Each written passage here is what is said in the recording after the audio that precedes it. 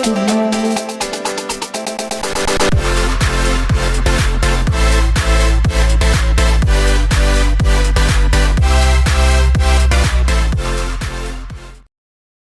my children started participating in band classes, we trusted Gadsden Music with everything the kids needed. They provide high-quality instruments at great prices. They service the instruments and make the rental process super easy. All right, guys, we are here at Southside High School today in the third installment of our Average Joe Sports Talk and Gadsden Music Band Tour. I'm going to let these two guys introduce themselves. And we'll start right here. I'm Austin Waits. I'm the assistant band director here at Southside High School, and it is my second year with the program. I'm Matt Weaver. I'm the band director, and this is my 9th year with the program. January will be year 10.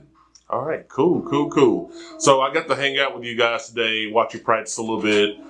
Tell us a little bit about your show this year. What's your theme and what songs are you guys playing? We got a lot of fun stuff in this year's show. So the theme it's called Elemental. And it's basically earth, wind, fire, water, and so we're doing a lot of cool tunes with that. In Stone, Earth, Wind, and Fire, 1970s. Cool. We're doing I Set Fire to the Rain, Fever, Peggy Lee, Adele, Bridge Over Troubled Water, and we're doing Africa by Toto. Nice. Yeah. Nice. It's all sounding good right now. I enjoy listening today. So I know I think last year we talked about COVID and the effect that it had on a lot of programs. Tell us about your numbers and how you guys are kind of recovering from that. Yeah, well, we're definitely seeing, just like last year, is building back up and sort of, everything's coming back to where it was before COVID. We've seen even more of that now. So we're about to the size now that we were right before COVID. We're still a little under, but we're building back. And it's COVID was tough, and a lot of programs in a lot of different areas of the country didn't fare as well. Right. Even programs in our area and in the state, but we were really lucky. Of course, like everybody, we took a hit on numbers, but it's nice to see everything come back up. Yes, sir. One thing since we started Average Joe's, one thing that we have noticed there are a lot of communities that really get behind their schools, get behind their football teams and their bands, cheerleaders. Southside is one of those places. You guys, talk to me about the Southside community and how they really come out and support you guys. Oh, yeah. So the Pride for a long time has been a staple in the community. And like you said, here in Southside, the whole town kind of supports the school in every way. So from the football team to the soccer team to the cheerleaders to the volleyball team, there's usually a lot of people in the stands. And we're very lucky here that the band is no different. There's definitely a tradition of excellence, and the community expects us to be good. They expect us to be louder than the band that's visiting Barney Hood or whatever, right? So I know that our kids definitely enjoy getting to go out and perform for those people that are so receptive to it at those home games.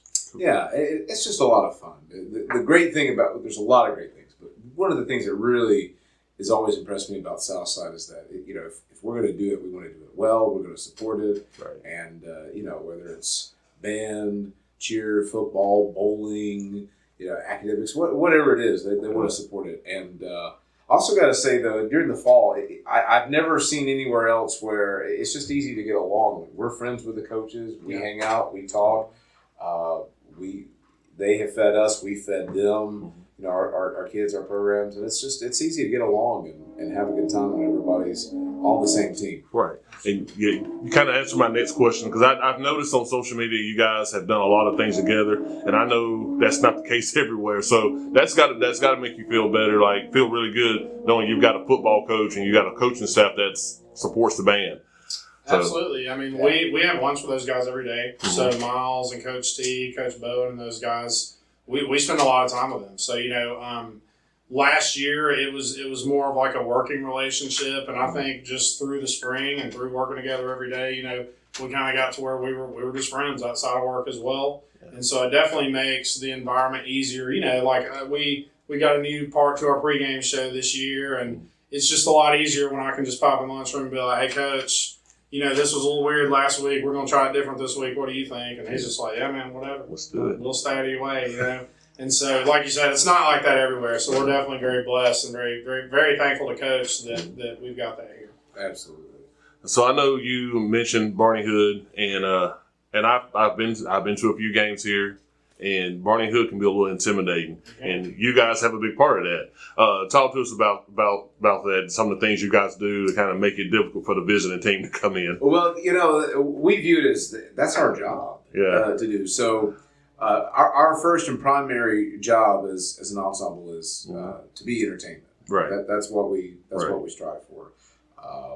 And when we're not, in on the field performing, we're in the stands. We've got a job, and that's to support the team. Mm-hmm. And the best way that we can do that is, obviously, if they make a first down, we're going to play something really, really short. Then we're going to stop and get out of the way so the quarterback can hear. Right. But when we're on defense, that's our time to play. That's when we're going to make as much noise as we possibly can. And the closer the teams are to us, that's the louder we're going to be. And that's when we can. And our stadium kind of helps us out. There is no sideline. Exactly. You were up on the field. Exactly. So if they get anywhere, over from the 50 closer to us. Spread the word to Average Joe's, the west end zone of Barney Hood, not where you want to be. That's right. Hey, I like it. I've witnessed it. So it's a lot of fun coming to games here at Barney Hood. It's fun visiting you guys. Talk to us a little bit about this year's group and your leadership staff that you have. Man, sure. I think I don't want to speak for Mr. Weaver, but I think we've both been pleasantly surprised. I think it's part of the COVID thing. Last year we had a really strong group of seniors, and it was a lot of our leadership team. So when they left, as directors of a program, we were like, "Ooh, this is gonna be tough." Last year's senior class was really uncommon. We had 22 seniors. Wow. And of that group, 21 of them went on to college. Chandler Hart went and enlisted in the Marines. Wow. And of that 22, the 10 of them received music scholarships. We actually had over $100,000 in musical scholarships in last year's senior class alone. So to say last year's senior class was really strong, they were, sort of an understatement. Yeah. They were incredible. Did you see yesterday that Leah Hooks made principal chair oboe in the top group at JSU? I didn't see that's that. Wow. No surprise. No surprise, but that's uncommon. So we were both kind of expecting to take a little step back for this year, and it's not been the case. Everybody has really stepped up. I think that year on the horn, or year away from the horn, rather, during that COVID year, really had more of an effect than even we realized. We knew last year, okay, this had an effect, but I think now being able to see some of these 9th graders and 8th graders that just had a full year to just sit with Miss D at Rainbow Middle and learn how to play their instrument, and then come up here, they're just in so much better of a situation to contribute than after a year when you had to take off. Right. And so I've really been impressed, and they're working hard. I'm excited to see how far they can go this year. That is awesome. That is a huge testament to you guys and the type of program you have to have that many seniors get music scholarships and that amount of money. That's that's the first for me to hear a number like that. They worked really hard. A bunch of different kids worked really hard for this stuff, and that's just they found their work ethic and learned how to drive it. Cool. Before we wrap this up, I know the foundation of any good program is your feeder program, and Jill, Miss D, as everybody calls her, has done a really good job at Rainbow Mill. Talk about the work that she's done and how much the impact of her doing what she's doing at Rainbow Mill helps you guys out. Well, we can't say enough great things about Jill. Miss D is awesome. She's a kid magnet, and she's a great teacher. Yeah. She's one of the best band directors in the state, and we're really, really lucky to have her.